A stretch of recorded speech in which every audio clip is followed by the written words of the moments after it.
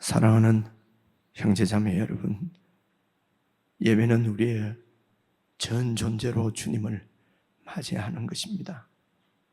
이 시간에도 참으로 최고의 경배로 창조주 우리 하나님께 예배를 드릴 수 있도록 성령님의 임재를 간절히 구하며 우리 함께 예배로 나아가십시다.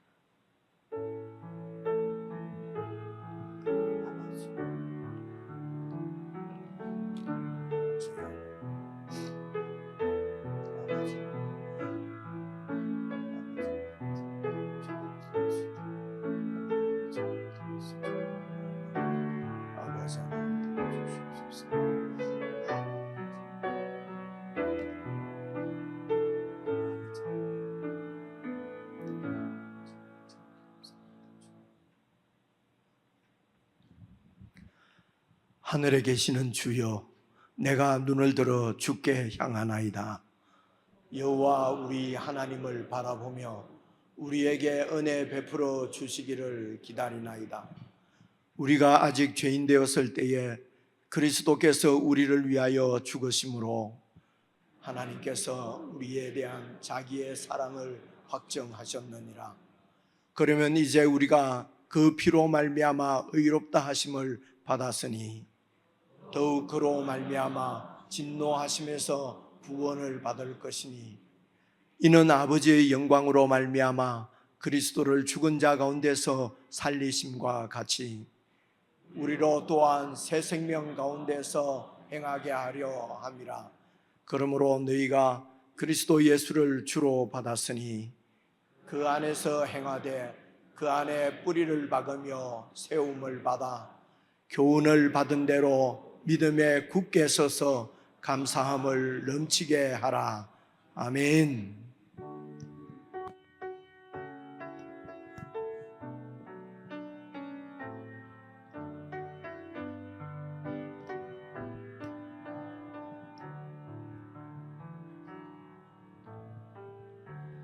주를 위한 이곳에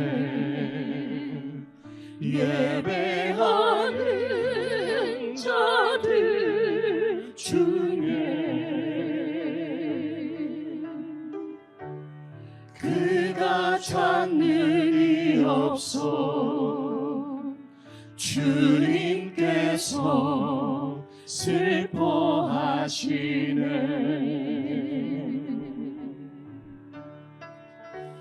주님이 찾으시는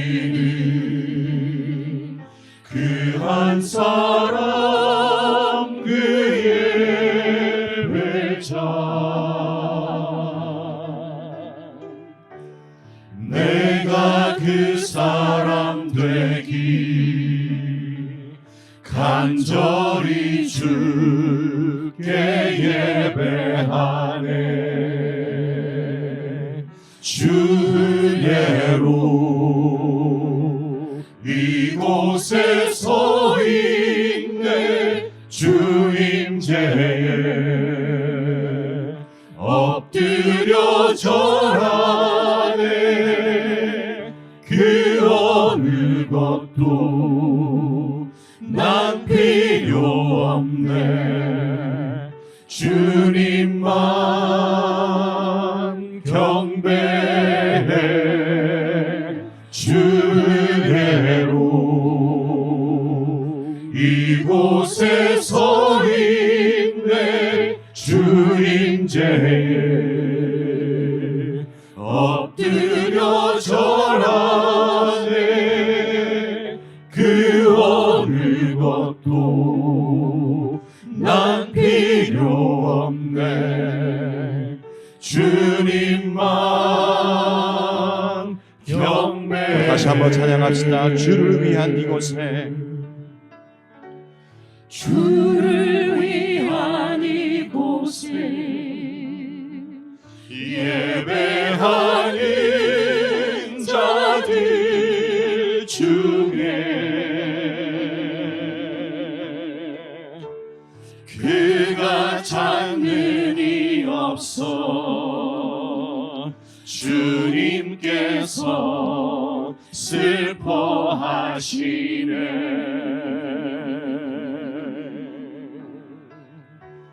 주님이 찾으시는 그 한 사람 그의 예배자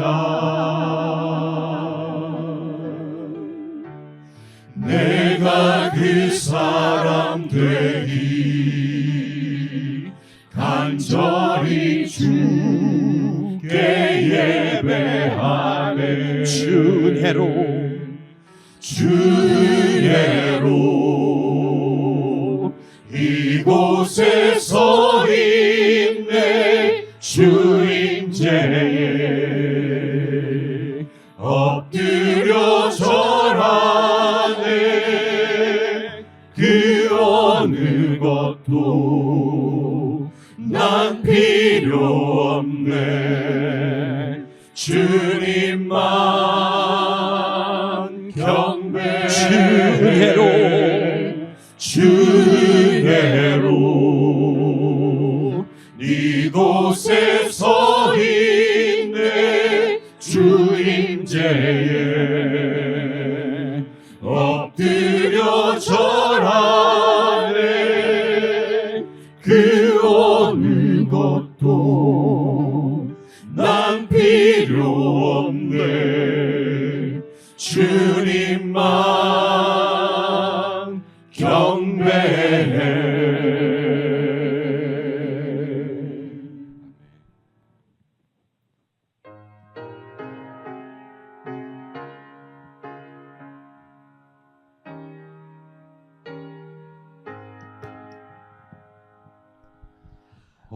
어두운 내 눈 밝히사 진리를 보게 하소서 진리의 열쇠 내게 주사 참빛을 찾게 하소서 깊으신 뜻을 알고자 엎드려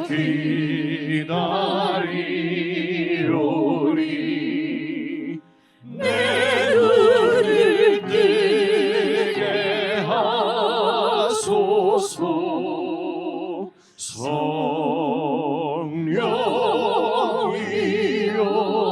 성령이여 막혀진 내 귀여 시사 주님의 귀한 음성을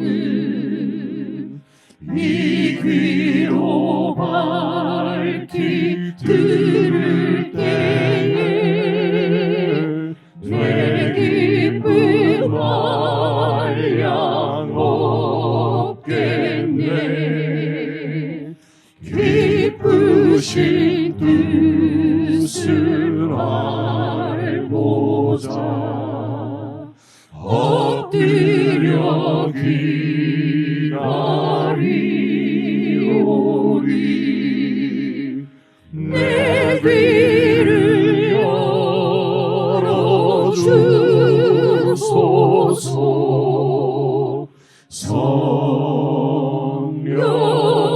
성령이여 옹해진 내 입 여시사 복음을 널리 전하고 차가운 내 맘 녹여주사 사랑을 하게 하소서 깊으신 뜻을 알고자 엎드려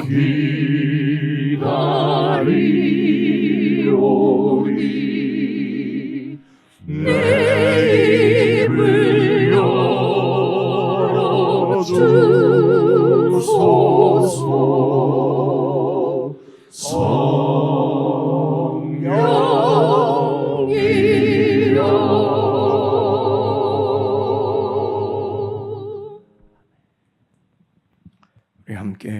기도를 드리십시다.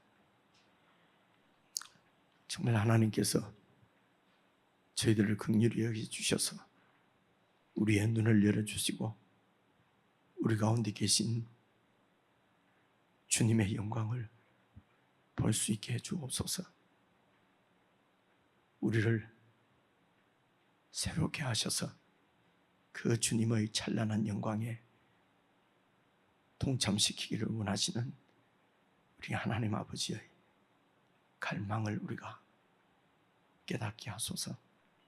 그리하여 정말 하나님 앞에 참 예배자로 설 수 있도록 주님의 은혜를 끊임없이 구하며 그 은혜 가운데서 주님을 향한 우리의 마음과 그 나라를 향한 우리의 헌신과 지체를 향한 우리의 사랑이 참으로 아름다운 열매를 맺을 수 있도록 매일매일 잘 연걸어가는 우리의 신앙이 되게 해주십시오. 우리 합심해서 함께 기도하겠습니다.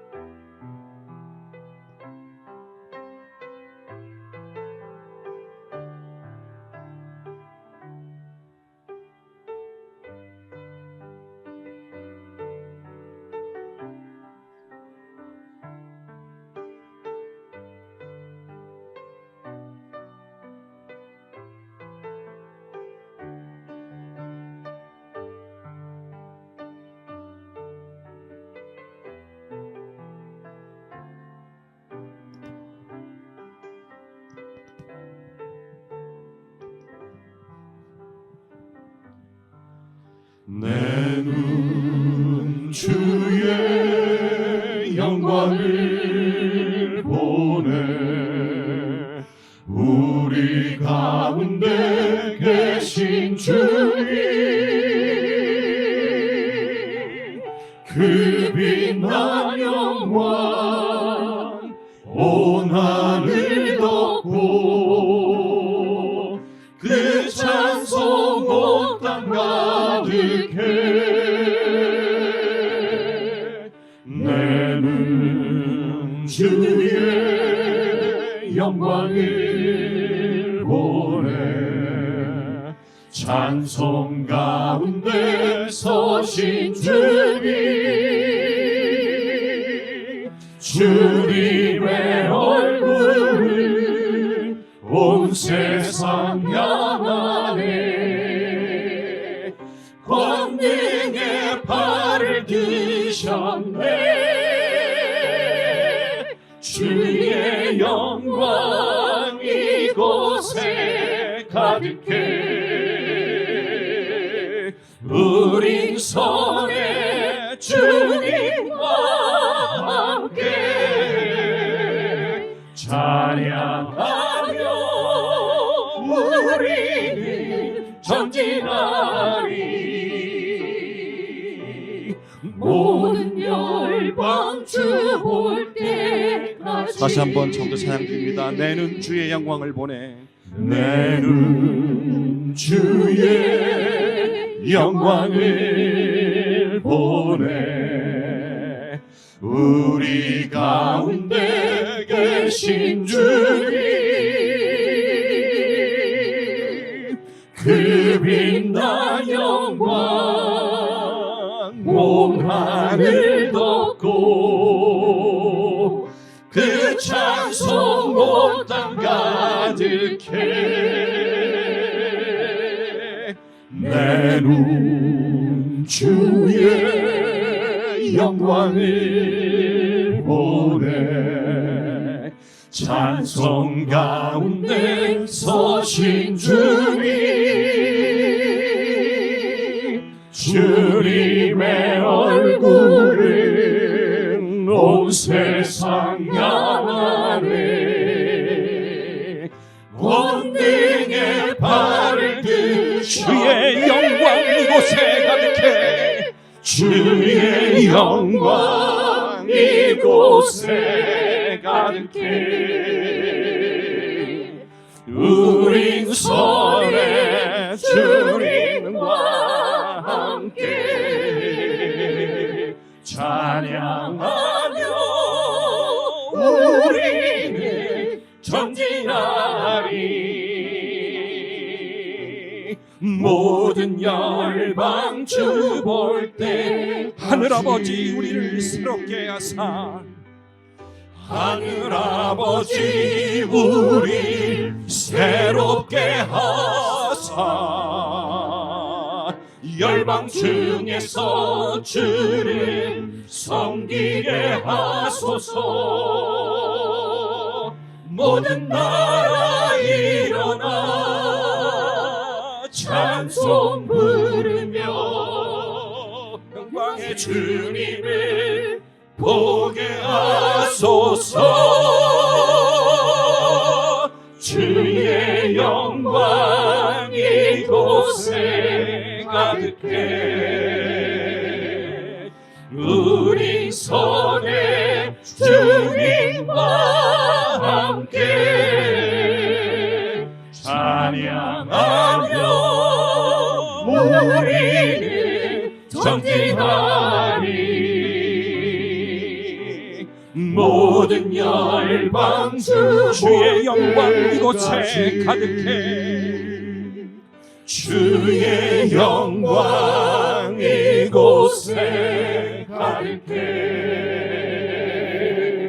우리 손에 주님과 함께 찬양하며 우리는 전진하리 모든 열방 주를 다시 한번 찬양하십시다. 주의 영광 이곳에 가득해 주의 영광 이곳에 가득해 우리 손에 주님과 함께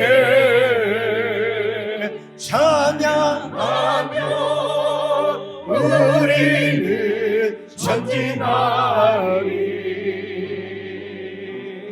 모든 열방 주 볼 때까지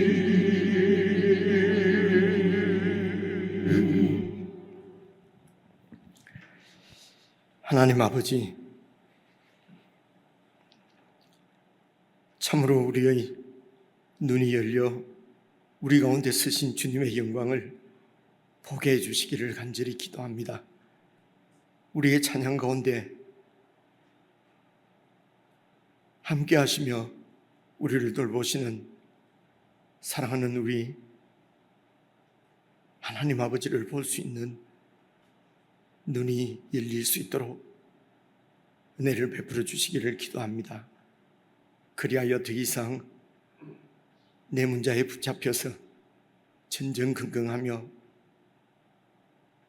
마치 하나님이 안 계신 것처럼 주님이 우리를 떠나신 것처럼 그렇게 살지 않도록 우리의 믿음을 붙들어 주시기를 간절히 기도합니다. 오늘도 저희들에게 주신 말씀으로 사랑하는 우리 주님의 이 영광을 다시 한번 보게 해주시고 그 주님을 신뢰하고 그 우리 주님의 능력을 의지하여서 늘 주님께 나아와 우리의 모든 문제들을 해결받고 참으로 주님이 그 하시는 그 영광의 세계에 우리도 함께 할 수 있도록 하나님 나라의 참 새로운 백성으로 잘 다듬어지고 세워지는 은혜의 시간이 될 수 있도록 은총을 베풀어 주옵소서. 이미 우리에게 이 하늘의 영광을 주셨사오니 이 하늘의 복을 놓치지 않도록 늘 주님의 음성을 듣게 하시고 공동체 가운데 거하게 하시며 공동체 가운데 거하시는 우리 주님을 신뢰하고 의지하고 경배하며 주님 다시 오실 때까지 믿음으로 사랑하는 복된 공동체가 되도록 저희 교회를 하늘의 복으로 충만케 해 주옵소서.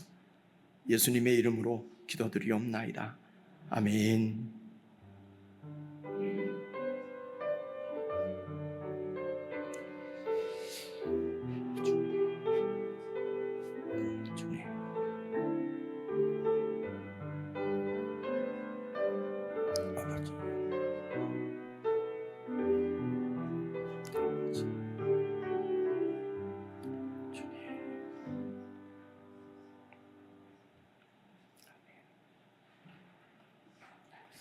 하나님의 말씀은 마태복음 9장 27절부터 31절까지 저와 여러분이 함께 교독을 하겠습니다. 마태복음 9장 27절부터 31절입니다. 신약성경 14페이지 마태복음 9장 27절 제가 먼저 읽겠습니다. 예수께서 거기에서 떠나가실새 두 맹인이 따라오며 소리질러 이르되 다윗의 자손이여 우리를 불쌍히 여기소서 하더니 예수께서 집에 들어가심에 맹인들이 그에게 나오거늘 예수께서 이르시되 내가 능히 이 일 할 줄을 믿느냐 대답하되 주여 그러하오이다 하니 이에 예수께서 그들의 눈을 만지시며 이르시되 너희 믿음대로 되라 하시니 그 눈들이 밝아진지라 예수께서 엄히 경고하시되 삼가 아무에게도 알리지 말라 하셨으니 함께 읽겠습니다. 그들이 나가서 예수의 소문을 그 온 땅에 퍼뜨리니라. 아멘. 우리 지체들과 인사 나누십시다. 기자으로 평안하셨습니까? 사랑합니다. 사랑합니다. 반갑습니다. 근데 이렇게 반갑습니다 하는데 이래 있으면 얼마나 좀 민망합니까? 그죠? 그럼 그 다음부터 에이 나도 안 해버려 이런단 말이에요. 그래 지체를 시험 들게 하지 말고 같이 좀 이렇게 인사하시면 좋겠습니다. 그 우리 이제 근래에 저희 교회에 뭐 출산은 이제 뭐 그 우리 지체의 아들 딸보다도 손녀 손자 출산이 참 많습니다. 그래서 우리 또 손한승 형제님하고 김홍남 자매님 또 그저께 수요일로 6일이죠. 이제 외손녀 봤다고 또 그래 또 갔습니다. 가고 그리고 이제 그 우수영 자매님 오늘 그 안내하신 분 이제 엘리베이터 앞에서 영접위원으로 그 수고하신 우리 두 자매님 중에 한 분은 익히 아시는 분이고 그지요? 잘 모르겠는 분이 우수영입니다. 우수영. 그 얼마 전에 또 손녀 봐서 종종 안 보이길래 물어보니까 손녀를 봤더네요. 하여튼 손녀를 보거나 손자를 보면은 우리 전사님한테 꼭 얘기를 하세요. 그래야 제가 알지요. 근데 우수영 자매님 손녀는 태어난 지 한 달이나 됐다는데 인사도 안 하고 저에게 막 보여주는 거죠. 너무 예쁘죠 이러면서. 그래서 우리 할머니 할아버지들이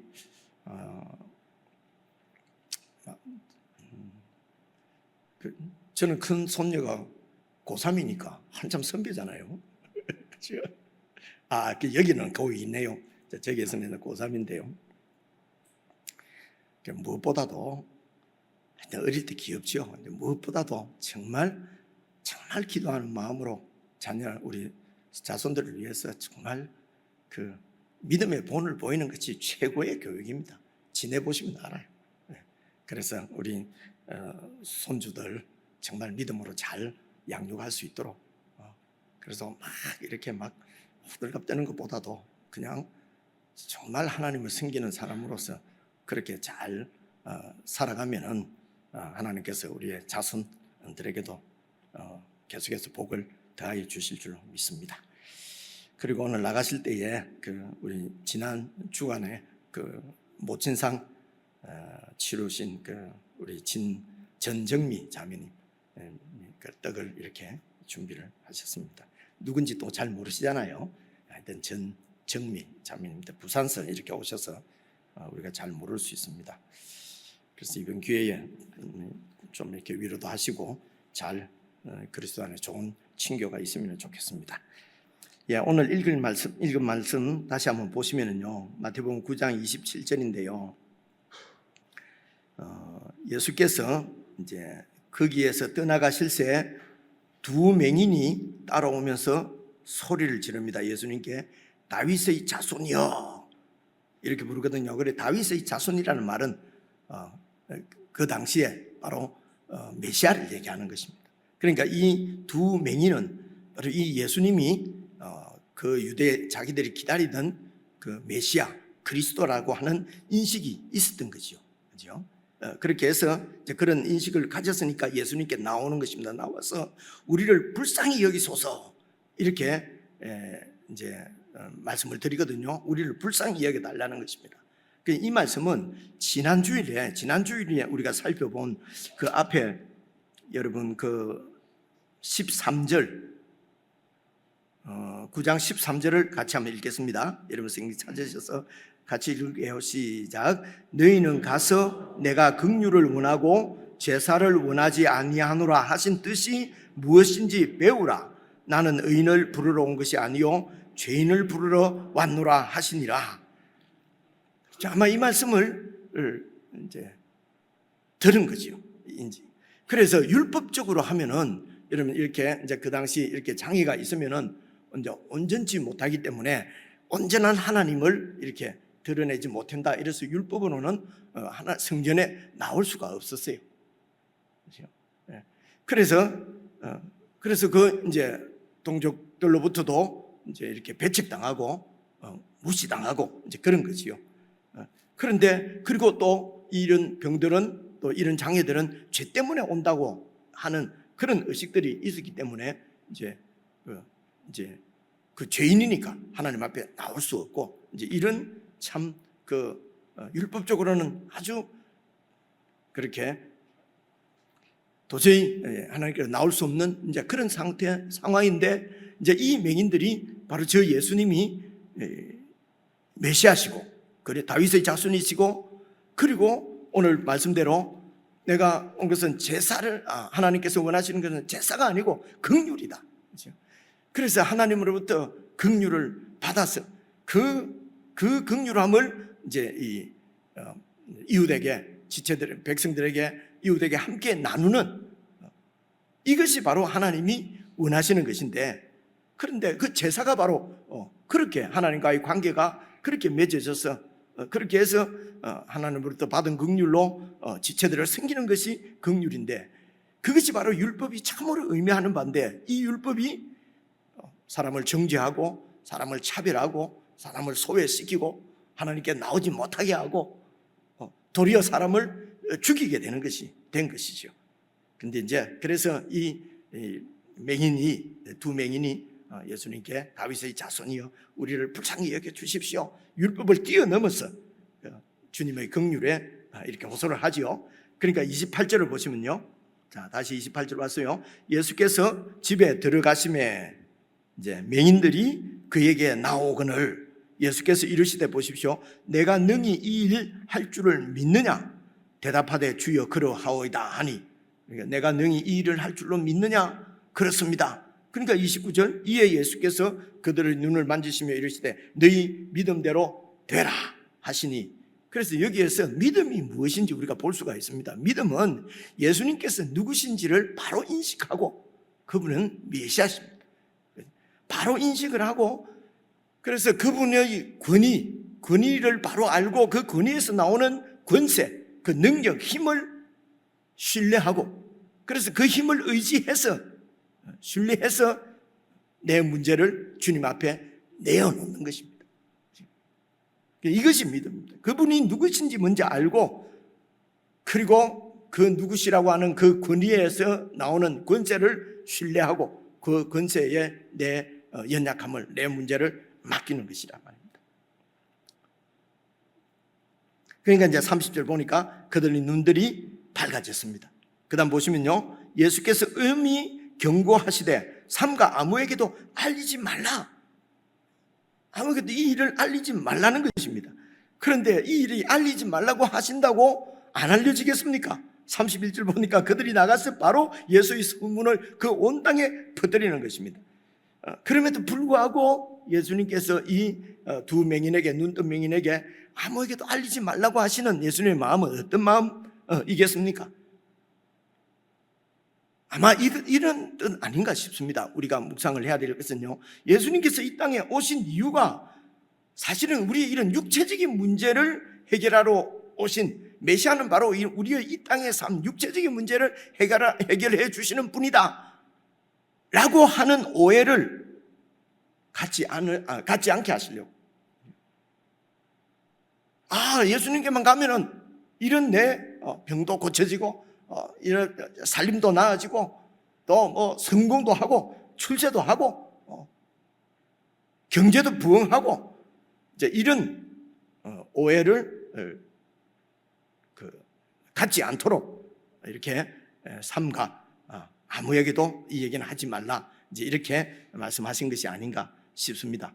지난주에 살폈던 12절 13절 말씀을 다시 한번 보시죠. 다시 12절 13절을 보시면은 보십시오. 12절, 예수께서 들으시고 이르시되 건강한 자에게는 의사가 쓸데없고 병든 자에게라야 쓸데있느니라. 맞죠, 그죠? 이건 격언입니다. 건강한 사람은 의사가 쓸데없고 병든 자에게 의사가 필요하다. 13절, 너희는 가서 내가 긍휼을 원하고 제사를 원하지 아니하노라 하신 이 말의 뜻이 무엇인지 배워라. 그리고 나는 의인을 부르러 온 것이 아니요 죄인을 부르러 왔다. 그러니까 지난주에 우리가 이제 살펴본 말씀의 결론은 예수님은 죄인을 고쳐주시러 오신, 죄인을 고쳐서 의인 만들고, 죄인을 내가 그 말이네, 그죠? 죄인을 고쳐서, 그래서 하나님 앞에 참으로 의인으로 살아가도록 우리를 고쳐주러 오신 영혼의 의사라는 것입니다. 그래서 그런 영혼의 의사인 것을 지금 사람들에게 보여주시고 믿게 하시려는 것이죠. 그래서 여러분 잘 아시는 대로 여러 번 말씀드렸으니까요, 마태복음의 큰 주제는 천국입니다. 천국, 하나님의 나라입니다. 그래 예수님께서 그 나라의 왕으로 오셨다는 것이죠. 이제 큰 주제가 이제 천국인데요. 그래서 여러분 다시요 6절을 보시면은요, 6절 한번 봐보십시오. 6절을 같이 한번 읽어볼게요. 시작.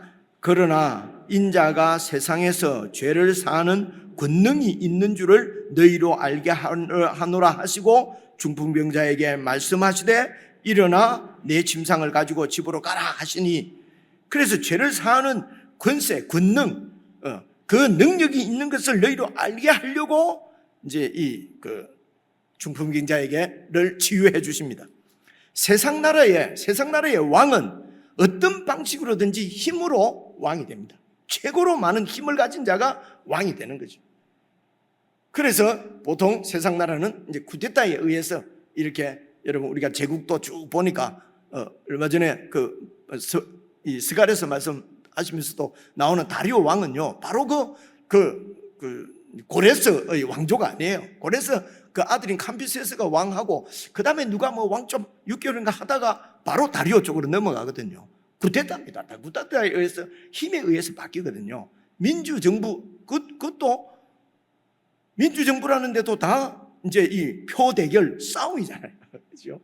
표에 의해 가지고, 표에 의한 힘이죠.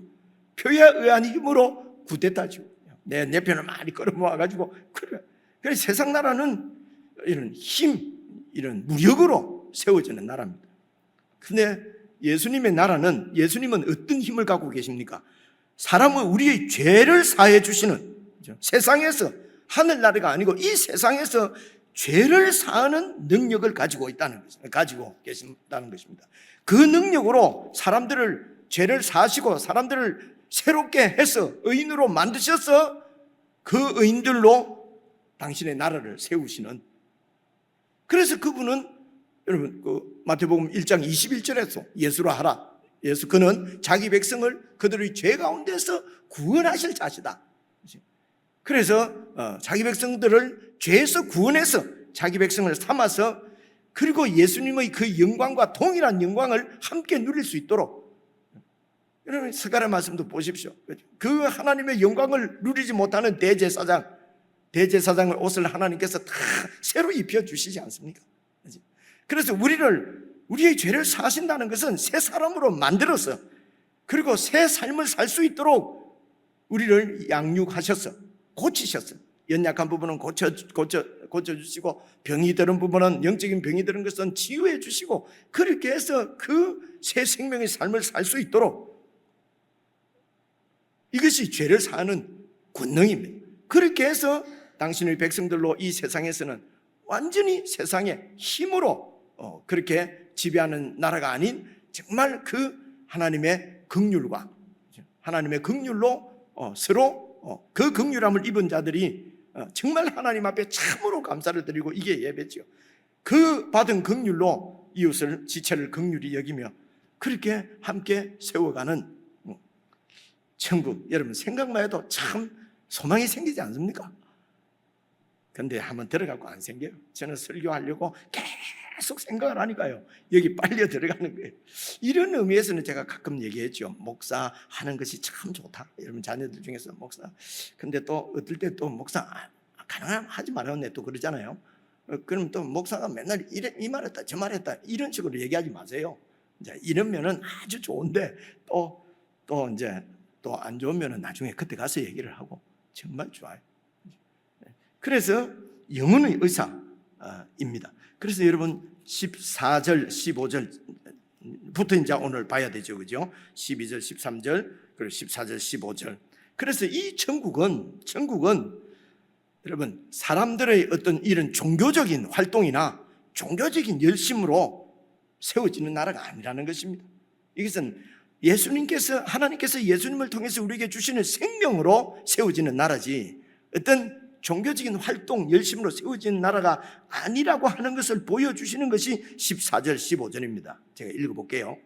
그때에 요한의 제자들이 예수께 나와 이르되 우리와 바리새인들은 금식하는데 어찌하여 당신의 제자들은 금식하지 아니하나이까? 그래서 자 보십시오. 이런 오늘 말씀을 보시면요, 오늘 이제 함께 살펴볼 말씀은 이렇게 금식에 대한 논쟁이 나오고요.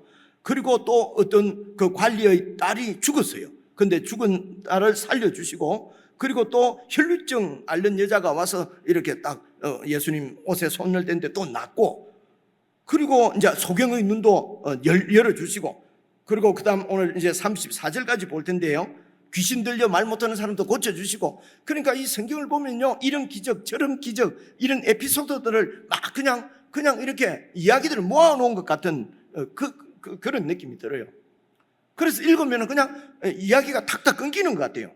귀신 쫓아내는 거, 맹인 고쳐주시는 거, 뭐 이렇게. 그래서 이걸 갖다가 아무데나 갖다 놔도, 그리고 뭐 또 앞에 또 다 나왔잖아요. 또 병 고쳐주시고. 그런데 이제 죽은 자를 살려주시는 것은 오늘 처음 나오는데요. 오늘 말씀에 같이 읽어볼 텐데요. 그래서 이런 것을 그런 이야기들을 툭툭툭 모아서 그냥 아무렇게나 나열해 놓은 것이 아니고요. 지금 마태가 지금 예수님이 어떤 분이신지 우리 예수님을 믿는 자들에게 이제 지금 알려주려고 하는 거예요. 예수님은 바로 이런 분이다. 그래서 바로 이제 이것은 이제 신학이라고 그러죠. 하나님께서 어떻게 우리를 사랑하시는지, 하나님이 어떤 분이신지, 그리고 그 아들 예수 그리스도 그분이 어떤 분인지, 이제 이것을 그의 공동체, 제1차 독장은 마태 공동체죠. 그리고 마태 공동체들, 그래서 이제 예수 믿는 우리 모두에게 그 예수님이 누구신지를 알려주시려고, 그래서 거기에 필요한 말씀을, 거기에 필요한 에피소드들을 이렇게 쭉 이렇게 그 에피소드를 통해서 예수님이 누구신지 증거하시려고 하는 거예요. 증거하려고 하는 거예요. 그러니까 이게 의미 없이 그냥 와 예수님이 슈퍼스타다, 그래서 탁 기적을 일으키면 와 예수님 내가 이런 사람이야, 이렇게 하시려고 하는 거는 아니잖아요. 그렇죠? 우리가 잘 아시는 대로. 그래서 이제 이런 이야기가 다 바로 이 이야기를 쭉 우리가 읽어가면서 예수님에 대해서 무엇을 우리에게 말씀하시려고 하는지 이런 부분을 잘 이렇게 보시면은 어렵지 않아요. 쉽습니다. 그래서 저하고 같이 이제 쭉 한번 읽어가 보겠습니다. 14절 보면요. 그러니까 이제 금식의 문제입니다. 금식 문제는요, 그 당시에 유대인들이 어떻게 금식을 했을까? 이것은 여러분 그 누가복음 18장에 보면은 예수님께서 예화를 든 것이 있어요. 그 예화된 것을 제가 잠시 가져왔는데요. 한번 보시면은요. 누가복음 18장에 이런 예화가 있지요. 이제 쭉 이제 말씀을 하시면서 바리새인은 서서 따로 기도하여 이르되 하나님이여 나는 다른 사람들 곧 토색, 불의, 간음을 하는 자들과 같지 않고 이 세류와도 같지 않음을 인하여서 감사합니다. 나는 일주일에 2번씩 금식하고 또 소득의 11조를 드리나이다 하고, 일주일에 2번씩 됐습니다. 월요일하고 목요일을 금식을 했대요. 그 당시에 이 종교적으로 열심히 있는 자들은. 그래서 월요일, 목요일 일주일에 2번씩 금식하니까, 그죠? 그 금식하는 것, 그렇게 종교적인 어떤 그런 규례들을 잘 지킴으로 그 다음 줄 보시면요. 그래서 또 자기를 의롭다고 믿고 다른 사람을 멸시하는 자들에게 이 비유로 예수님께서 말씀을 해 주셨습니다. 그러니까 자기를 어떻게 의롭다고 믿는 것은 무엇 때문에 그렇습니까? 종교적인 규례들을 다 지킨다는 것입니다. 그죠? 주일 예배, 주일 성수하고 11조하고 또 안 그래도 잘 안 하는데 또 이런 말 해놓으면 더 안 할라, 이런 하지 말라는 얘기가 아니에요. 이런 걸 잘 안 해서 지금 생기는 문제일 수도 있으니까요. 그죠?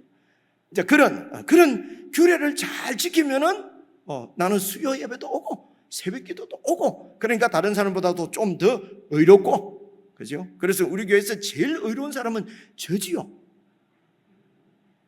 저는 예배당에 얼마나 자주 오는지 모릅니다. 자주 옵니다.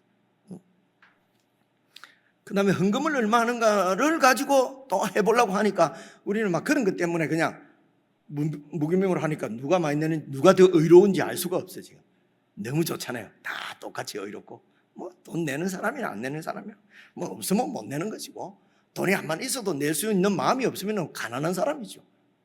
마음이 가난한 사람은 못 내는 거죠. 그죠? 그럼 어떡하겠어요? 하나님이 받으시는 대로 그래 억지로 내거나 이러면 하나님이 안 받으시니까요. 어쨌든 이런 종교적인 규례를 행하는 것으로서 의롭다고 여기게 되면은 그렇게 못하는 사람을 멸시하고 무시하고 이렇게 한단 말입니다. 그죠? 이게 율법하고 거꾸로죠. 율법은 그야말로 율법이 정한 바는 하나님을 사랑하고 이웃을 사랑하는 것이에요. 근데 그 율법이 하나님의 원래 율법을 주신 뜻대로 사랑이 아니고 그걸 가지고 지체를 판단하고 이렇게 그걸 외식하고 멸시, 또 사람을 멸시하고 이제 이렇게 되어 버리는 게 이제 많지요. 그래서 이제 오늘 14절에서도 요한의 제자들도 이렇게 바리새인들의 규례를 따라서, 유대인들의 규례를 따라서 그렇게 금식을 했어요. 그런데 왜 예수님, 당신의 제자들은 금식을 안 합니까? 그러니까 15절입니다. 예수께서 그들에게 이르시되 혼인집 손님들이 신랑과 함께 있을 동안에 슬퍼할 수 있느냐? 그러나 신랑을 빼앗길 날이 이르리니 그때에는 금식할 것이니라. 그래서 의미를 잘, 하나님께서 어떤 뜻을 갖고 계신지, 이게 어떤 의도로 하시는 말씀인지를 잘 들어야 된다는 것입니다. 목사가 설교할 때도 의도를 잘 들어, 제가 어떻게 하든지 성경대로 설명하려고 애를 쓰니까 여러분 그 의도를 잘 보시고 따라오면은 여러분 근데 그렇게 안 하고 말꼬리 보통 잡는다 그러지요. 그 말만 이렇게 하면은 주로 이제 이렇게 규례를 지키고 규정을 문자대로 이러면은 이제 소위 우리가 생각하는 말꼬리 잡는 식이 될 가능성이 너무나 많아요. 그래서 예수님의 이 말씀은 지금 예수님이 하나님의 아들이시라는 것입니다. 메시아라는 것입니다. 이것은 하나님의 의도를, 하나님의 그 주신, 그 백성들의 주신 율법의 그 원래의 의미를 잘 밝혀주시고, 그리고 정말 하나님께서 얼마나 인생들을 사랑하시는지, 그 백성을 사랑하시는지, 그리고 거룩한 제사장 나라를 세우시기를 열망하시는지를 예수님께서 오셔서 당신이 친히 동물이 아니라, 동물 제사가 아니라 당신이 친히 당신의 몸을 제물로 드려서 십자가에서 죽으시고, 그리하여 백성들의 죄를 다 사하시고, 하나님의 긍휼의 표현이죠. 하나님의 사랑을 예수님께서 이렇게 이제 다 성취하시고, 그래서 그런 하나님의 긍휼을 입은 백성들을 당신이 이제 새로운 하나님의 백성을 창조하실, 그렇게 해서 부활하셔서 그 새 생명을 백성들에게 주셔서 새로운 생명을 가진 백성이죠. 그래서 새 인류를, 새 백성을 창조하시려고 하는 것입니다. 그래서 이 세상을 창조하신 하나님의 그 말씀의 능력을 가지고 지금 가지신 분이 예수님이라는 것입니다. 그래서 예수님께서 그 말씀으로 새로운 생명을 창조하시고, 그 생명들로 이루어진 새로운 나라, 그죠? 새 하나님 나라, 새 이스라엘을 세우시러 오신 분이 오셨기 때문에, 이제 그분이 오셨기 때문에 그분과 함께 율법의 모든 이런 그 요구가 다 곧 이루어질 그 예수님과 함께 있는데 잔치를 해야지. 하나님 뜻이 온전히 다 이루어지고 죄의 문제가 다 해결되어지고 이제는 새 생명으로 새 나라가 세워질 이 주인이, 그렇게 하실 주인이, 지금 율법의 주인이 오셨는데 슬퍼할 수가 있느냐? 금식할 수가 있느냐? 잔치를 해야 되지 않느냐? 이제 이런 말씀입니다. 그렇죠? 그런데 이제 신랑을 빼앗길 날이 있을 텐데 그때는 또 금식해야 된다. 신랑을 빼앗길 때. 그래서 율법의 규정대로, 그냥 문자대로, 규례대로 지키는 것이 중요한 것이 아니고 의미를 잘 살펴서 그 하나님의 뜻을 행하는 것이죠. 문자에 순종하는 것이 아니고 하나님의 뜻에 순종해야 된다는 것입니다. 그래서 이런 것을 예수님께서 오셔서 이제 하나하나 가르치시는데, 우리가 얼마 전에 살펴본 말씀을 다시 한번 기억을 이렇게 되살리기 위해서 한 2절 찾아왔는데 한번 봐보십시오. 마태복음 5장. 예수님께서 옛 사람에게 말한 바, 구약에 있는 이런 이제 우리 조상들에게 하나님께서 말씀하신 바, 살인하지 말라, 누구든지 살인하면 심판을 받게 되리라 하였다는 것을 너희가 들었지만은 나는 새나라의 주인인, 나는 새나라의 백성인 너희에게 이르노니 형제에게 노하는 자마다 심판을 받게 되고, 형제를 대하여 욕하는 자는 공회에 잡혀가고, 미련한 놈이다 라고 하는 자는 지옥불에 들어간다. 그래서 우리 보고 조심해라 라기보다는 새로운 생명을 주셔서 이런 살인만 안 하면 되지. 그래서 반쯤 죽여놓고 나는 살인을 하지 않았다. 이제 문자적인 것은 이렇게 되는 것입니다. 그래서 살인하지 말라고 하는 것은 지체를 미워하지 말라는 것이다. 그래서 미워하지 않는 정말 사랑의 사람으로 하나님이 우리에게 새 생명도 주시고 우리를 이렇게 양육해 가신단 말입니다. 아들을 보내셔서. 그분이 그리스도시라는 것입니다. 그 다음 절 한번 봐보시면 43절을 제가 찾아봤는데요.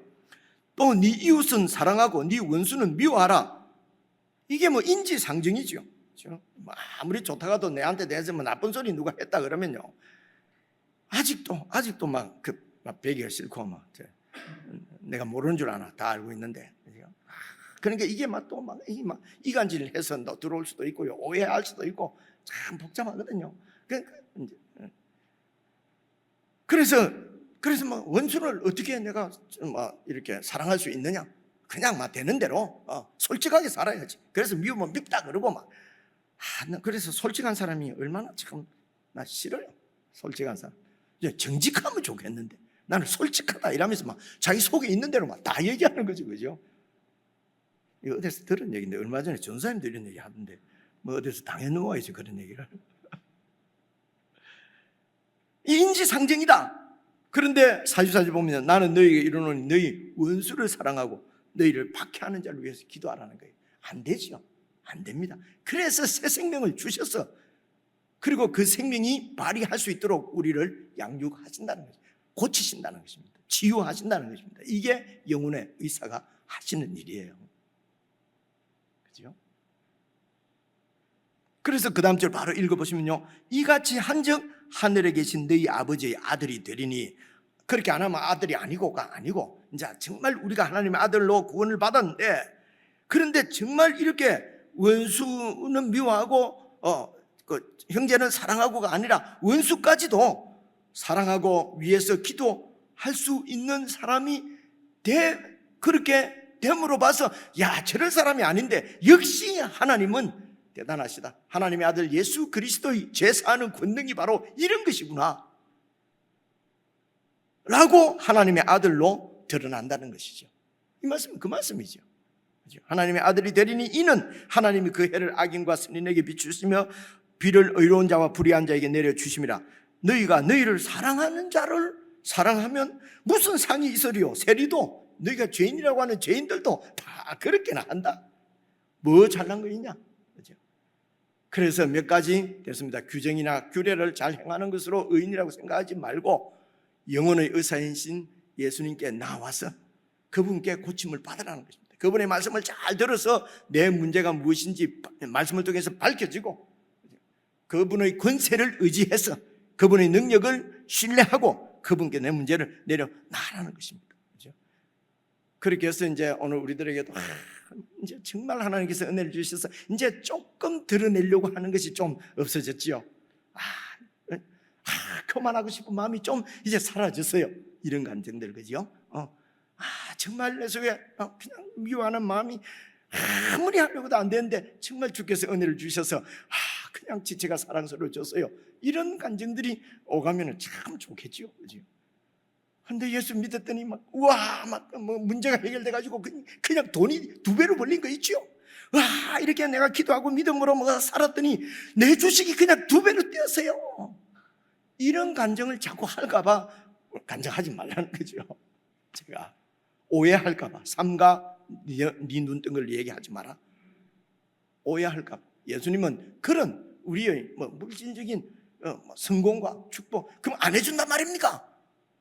해주시죠. 하나님의 뜻대로 하십니다.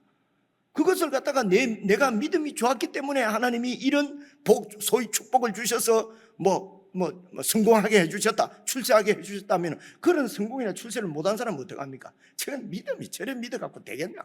당장 이렇게 될 거 아닙니까? 안 그렇습니까? 그냥 성경에 다 나오는 얘기잖아요. 그죠? 그래서 우리의 육신적인 문제 해결자가 아닙니다. 아니에요. 영혼의 문제 해결자인 것을 보여주시기 위해서 당신이 지금 이제 말씀을 하십니다. 바로 봐보세요. 그래서 또 새 포도주 얘기를 또 안 했네요, 그죠?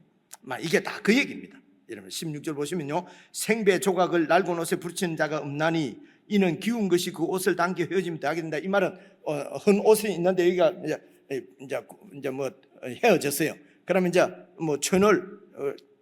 새 천을 여기다가 딱 붙여서 깁지 않습니까? 그러면 새 천이 그냥 이래 하다 보면은 낡은 천을 당겨 가지고 낡은 천이 더 헤어지면 더 심해진다는 겁니다. 그렇죠? 그리고 또 그러니까 이 낡은 옷에다가 새 천을 대서 깁는 게 아니라는 겁니다. 17절 보시면요, 새 포도주를 낡은 가죽 부대에 넣지 아니하나니 그렇게 하면 부대가 터져서 포도주도 쏟아지고 부대도 버리게 됩니다. 새 포도주는 새 부대에 넣어야 둘이 다 보존되느니라. 그러니까 예수님의 나라는 바로 유대교라고 하는 그 종교 위에 세워진 그 나라, 이스라엘의 그 근간이 되는 유대교라고 하는 그 율법을 지키는 그 유대교 안에서는 이 하나님의 나라, 예수님의 나라가 세워질 수 없다는 것입니다. 그래서 예수님의 나라는 종교적인 그런 종교가 아니라는 것입니다. 생명의 문제라는 것입니다. 그래서 이 생명이 그 안에 담길 수가 없다는 거죠. 그것을 표현하는 것이 16절, 17절입니다. 그리고 이제 18절 보시면요, 예수께서 이 말씀을 하실 때에 한 관리가 다른 데 보면 회당장으로 나와요. 한 관리가 와서 절하며 이르되 보십시오. 내 딸이 방금 죽었습니다. 방금 죽었는데 오셔서 그 몸에 손을 얹어 주시면은 살아나겠습니다. 와, 이건 믿음인지 억지인지 알 수가 없어요. 그죠? 죽었는데 예수님께서 오셔서 손을 대주시면은 살아나겠습니다. 그러니까 19절 예수께서 일어나 따라가시며 제자들도 가더니, 그래서 23절 보시면요, 예수께서 그 관리의 집에 들어가니까 피리 부는 자들과 떠드는 무리들, 이제 막 죽었다고 이제 장례 의식입니다. 막 그런 무리를 보시고 이르시되 물러가라, 이 소녀가 죽은 것이 아니라 잔다 하시니 사람들이 비웃지요. 죽었는데 잔다 하니까 비웃지 않습니까? 그죠? 근데 무리를 내보낸 후에 예수께서 들어가사 소녀의 손을 잡으시며 일어나는지라. 왜 무리를 내보냈냐면요, 그 손잡고 일으키는 거 봐놓으면요, 또 그 중에서는 꼭 소위 믿음 되게 좋은 사람은 가갖고 또 예수님 하는 대로 합니다. 일어나라 한마디 안 되는 거죠. 밤새도록 믿음을 하면 예수님도 되는데 내가 왜 안 되냐, 이럴까 봐서 아무도 못 보게 하는 거예요. 그렇게 해서 잡으시면 일어나는지라 그 소문이 온 땅에 퍼지더라. 이 말씀은 바로 육신의 생명의 주인이시죠. 그 말씀으로 세상을 창조하시고 이 생명을, 우리 사람을, 이 생명들을 창조하신 하나님의 그 말씀의 근세가 예수님에게 있는 것입니다. 그래서 죽은 자를 살리십니다. 새로운 생명을 주신 것이죠. 그래서 새 생명을 주실 자라고 하는 것을 지금 보여주시는 것입니다. 이 세상을 지으신 예수님께서, 예수님의 그 하나님의 말씀이 예수님의 입에 있어서 이제 새로운 세상을 세우십니다. 새 민족을 창조하시고 새 나라를, 새 세상을 지금 만들어 가시는 것입니다. 그것이 바로 자기 백성을 죄에서 구원해서 세상의 그 죄인이 아니라 의인으로서 새로운, 그래서 그 의인은 새로운 생명의 발로이지 옛 생명으로 막 우리가 종교 생활하고 막 이렇게 한다고 해서 되는 것이 아니라는 것을 지금 보여주시려고 하는 것입니다. 그래서 생명의 주인이신 예수님께 오면은 이 생명을 주신다는 것이에요. 주실 수 있는 권능을 갖고 계신 분이 바로 예수님이시라는 것입니다. 어디에 권능이십니까? 그분의 말씀에. 이 말씀이 천지를 창조하시던 하나님 아버지의 그 말씀의 권세란 말입니다. 그 얘기를 지금 하시는 것입니다. 20절 보시면요, 가시는 도중에 12해 동안이나 혈루증으로 앓는 여자가 예수의 뒤로 와서 그 겉옷가를 만지니 이는 제 마음에 그 겉옷만 만져도 구원을 얻겠다. 이분이 어떤 분인지 알고 그 권세를 신뢰하고 겉옷만 만져도 구원을 받겠다 함이라. 예수께서 돌이켜 그를 보시며 이르시되 딸아 안심해라, 네 믿음이 너를 구원했다. 이 믿음이 무엇입니까? 예수님이 누구신지 확실히 알고 그 권위에서 나오는 권세를 신뢰하고 예수님께 나오는 것입니다. 아시다시피 이 혈루증 앓는 여자도 율법에 의하면은 이렇게 사람들이 있는 곳에 올 수가 없습니다. 이 혈루증 앓는 사람이 다 있는 것은 전부 다 부정, 의식적으로 율법적으로 다 부정해지기 때문에요. 올 수가 없는데 이런 모든 율법의 그런 장벽을 다 뛰어넘어서 예수님께로 나오는 믿음. 이 믿음이 예수님께서 그 믿음을 보시고 그 믿음으로 당신의 나라를 세워가시는 것이죠. 그래서 이 혈루증은 살아있지만은 의식적으로, 그러니까 율법적으로, 제도적으로 죽은 것입니다. 죽은 거나 마찬가지입니다. 지금 이 관리의 딸은 생명, 육신적으로 죽은 것이고, 이 여인은 그러니까 의식입니다. 제의적으로, 제사 의식적으로, 제의적으로 죽은 거나 마찬가지입니다. 그래서 이 죽은 자들에게 새로운 생명을 부여할 수 있는, 줄 수 있는 분이 바로 하나님의 아들 예수 그리스도시라는 것입니다. 바로 그 예수님이 그분, 새 생명을 주시는 분이라는 것이죠. 그 다음에 이제 27절부터 보시면은 이제 눈을 열어주소서, 눈이 열렸잖아요. 그래서 예수님이 이런 분인지를 보게 해달라는 것입니다. 그 제자들이, 예수님을 따르는 이 12 제자들이 예수님이 어떤 분인지 아직도 잘 몰라요. 그렇죠? 그래서 맹인의 눈을 떠주는 것은 뜨게 하시는 것은 바로 우리의 눈도 열어주셔서 예수님이 누구신지 보게 해 주시는 분도 바로 이분이세요. 그래서 절대적인 우선순위, 최고의 가치는 바로 예수 그리스도인 것입니다. 우리에게는. 이 믿음이 우리를 구원하십니다. 반은 세상 섬기고 반은 그냥 하나님도 좀 섬겨보고 이래 해가지고는 하나님의 크신 은혜로 다음에 얘기하겠습니다만은 그래 갖고는 안 된다, 안 되지는 않아요. 또 하나님은 또 하세요. 보시면은요, 그 얘기를 지금 제가 시작하면은 날도 더운데 10분 더 해야 되니까 다음 주일날 말씀드리고, 궁금하면 오세요. 빠지지 말고. 오늘은 어쨌든 이런, 그래서 이제 눈을 열어주십니다. 32절 보시면요, 이제 그들이 나갈 때에 귀신 들려 말 못하는 사람을 예수께 또 데려왔어요. 말 못하는 것이 이제 이 귀신 때문에, 이 귀신이 이런 모든 말 못하는 사람 다 귀신이 들렸다 이런 얘기가 아니에요. 지금 이 사람은 귀신이 들려서 말을 못한다는 것입니다. 그래서 일반화 자꾸 시키는 것이 참 문제입니다. 이게 성경을 이해하는데, 그래서 33절 보면요, 귀신이 쫓겨나고 말 못하는 사람이 말하거늘 무리가, 그러니까 말 못하는 사람이 말하는 거 보니까 귀신이 쫓겨간 거죠. 그렇죠? 그러면서 사람들이 뭐라고 합니까? 이스라엘 가운데서 이런 일을 본 적이 없다. 그래서 이 귀신이 쫓겨난 것을 보니까 지난주에 여러분 소개해드린 대로 하나님 나라가 너희 중에 임하여 있느니라, 예수님이 그 하나님 나라의 왕의 권세를 가지고 지금 이곳에 왔다는 것입니다. 그런데 34절 보시면요, 바리새인들은 이르되 그가 귀신의 왕을 의지하여서 귀신을 쫓아낸다. 그러니까 예수님이 그 성령의 능력이 아니라 귀신의 힘을 가지고 이제 이렇게 귀신들을 쫓아냈다는 것입니다.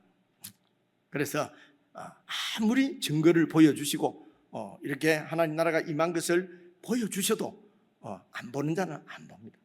안 믿는 자는 안 믿고요. 여러분, 우리에게 적용을 해보십시다. 우리가요, 육신의 병은 예수님께서 고쳐주신다고 다 믿어요.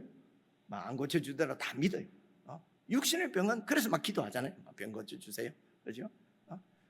그래서 우리 하나님은 우리 육신의 병은 다 고쳐주시다 믿는데, 우리 예수님께서 내 영혼의 병을 고쳐주신다는 것은 제가 보기에는 안 믿는 것 같아요.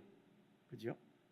육신의 병은 고쳐준다고 믿는데, 예수님께서 우리에게 새 생명을 주셔서 새로운 사람으로 만드신다, 고치셔서 우리를 치유해서 새 사람으로 만드신다고 하는 것은 안 믿어요. 우리는 전적으로 죄인이기 때문에, 모든 사람이 죄를 지었기 때문에, 그래서 우리는 죄를 안 지을 수 없고 그냥 주님 오실 때까지 맨날 죄 짓다가 주님의 은혜로 천국 들어간다, 복음이다, 할렐루야, 자꾸 이러는 것 같다는 것입니다. 그죠? 그래서 육신의 병을 고쳐주실 수 있는 분이면은 우리의 영혼의 병도 고쳐주십니다. 그죠? 사실은 육신의 병은 안 고쳐지면은 별 문제가 없어요. 니 뭐 병 안 걸리다고 그런 소리 하나, 니도 한번 당해봐라. 여러분, 이런 악한 마음을 갖지 마세요. 육신의 병에서 놓여나지 못해서 죽으면은 천국이잖아요. 영혼의 병을 고침받지 못하면은 여러분, 영원한 불못입니다. 어느 것이 더 엄중합니까? 그렇죠? 어느 것이 더 큰 문제입니다. 그런데 우리는 육신의 병이 걸리면 막 엄한 데다 기도 부탁하고 막 영혼의 병은 막 때가 되면 막 고쳐지겠죠. 그냥 우리 자세가 이렇다는 거죠. 그래서 주님이 우리의 육신의 병을 고쳐준다는 것을 믿으시면은 영혼의 병도 고쳐주신다고 믿으셔야 합니다. 그래서 십자가의 보혈로 우리를 단번에, 우리 죄를 단번에 다 사하시고, 그리고 말씀으로 계속 우리를 새롭게 하십니다. 우리의 가치관을 새롭게 만드십니다. 세상 가치관에서 하나님 나라의 가치관으로 계속 만드시고, 그래서 우리의 인격도 성품도 살아가는 목적도 방향도 방식도 다 변화시키십니다. 그리고 고치십니다. 그리고 양육하십니다. 그렇게 해서 죄를 이기는 거룩한 백성으로 우리를 세워 가십니다. 이 예수님의 말씀의 능력이 있습니다. 이 말씀이 바로 이 세상을 창조하신 하나님의 말씀이기 때문에 그렇습니다. 그래서 세상을 창조하신 그 말씀이 나를 새롭게 하실 줄 믿고, 그래서 주님의 음성을 늘 가까이 하고 하나님의 말씀을 듣기에 게으르지 말고 정말 그 주님의 말씀에 권세가 있는 줄 믿고 그 말씀을 의지하고 그 말씀을 신뢰해서 말씀대로 여러분 살 수 있도록 주님의 도우심을 구하는 것이 바로 우리의 신앙 여정입니다. 찬송하시겠습니다.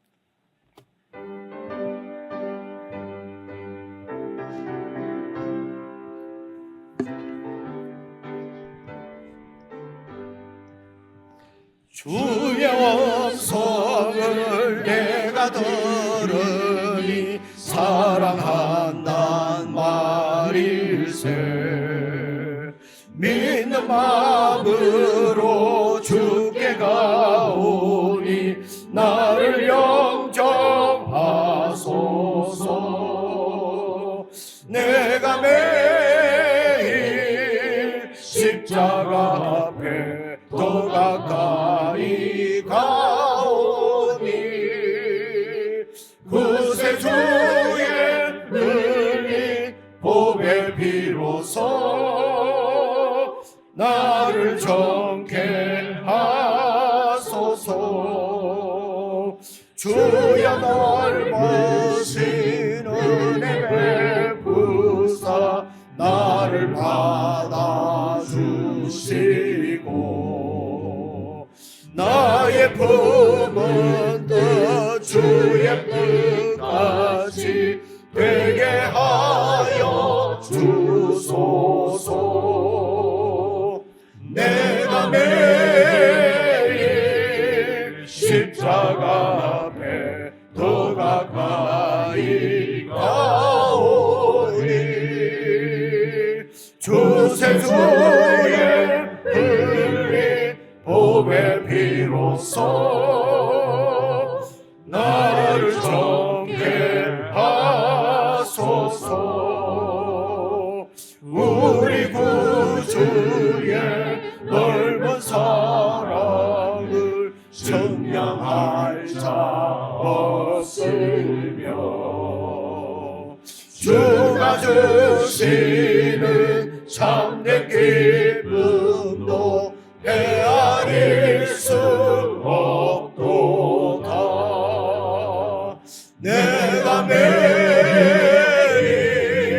십자가 앞에 더 가까이 가오니 구세주의 흘린 보배 비로소 나를 정케 하소서. 아멘.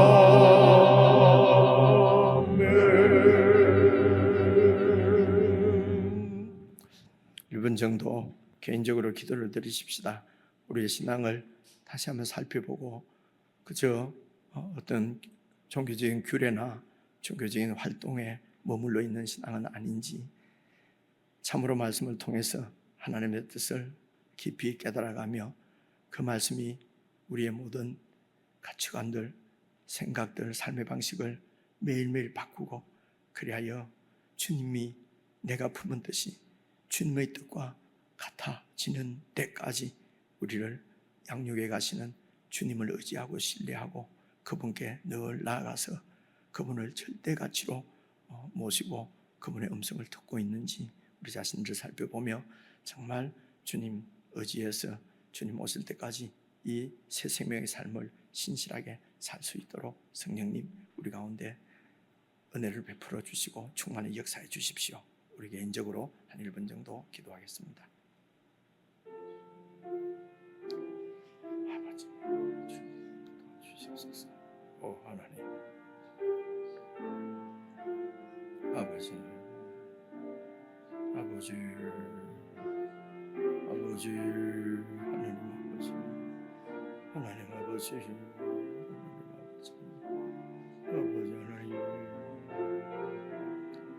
아버지 하나님, 아버지 하나님 도와주시옵소서. 아버지 하나님 주시옵소서.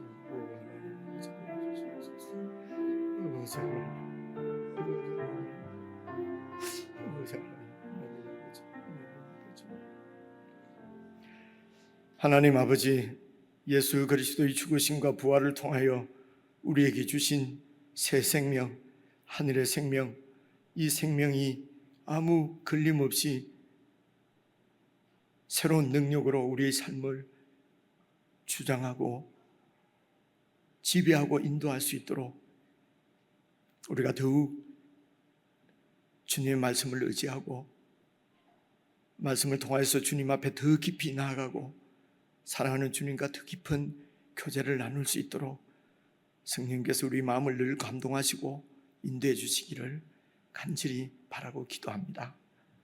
이제는 우리 주 예수 그리스도의 은혜와 하나님 아버지의 그 크신 사랑과 성령님의 교제 교통하심이 우리에게 주신 생명이 능력을 발할 수 있도록 우리의 옛 사람을 십자가에 늘 못 박아 버리고 주님 앞에 무릎으로 나아가는, 그리하여 주님으로부터 모든 연약함을 치유받고 고침받기를 원하는 사랑하는 주님의 백성들에게 영원붕토록 함께 하시기를 간절히 축원하옵나이다.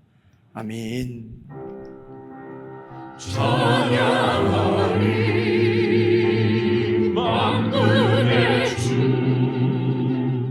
영원히 함께 하시네. 존귀하신